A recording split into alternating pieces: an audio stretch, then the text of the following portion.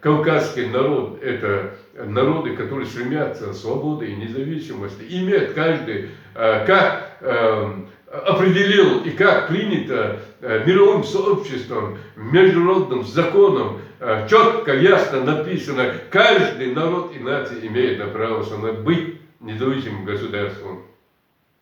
И мы этого требуем, соблюдать эти законы, и чтобы каждый народ, тот, который хочет быть свободным, независимым, получил свою свободу, независимое государство на равном уровне всем мировым сообществом, братстве и дружбе, оказывать друг другу помощи, жили вместе в братстве и дружбе.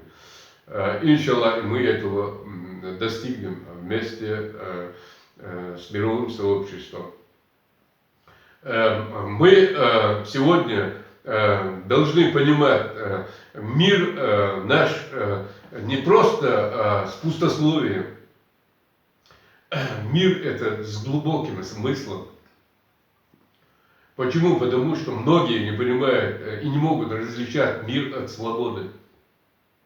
Так как мир не может быть на нашей земле без свободы.